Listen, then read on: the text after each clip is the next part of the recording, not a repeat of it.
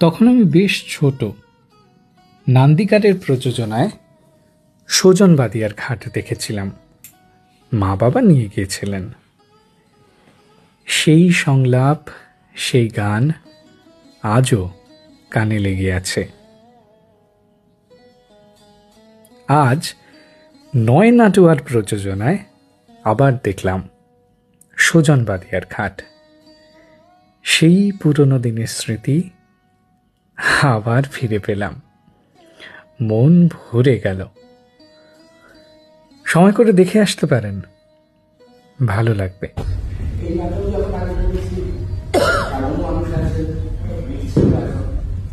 আগে 25 বার দেখেছি, তারপর 20 বার দেখেছি, এবার আমাকে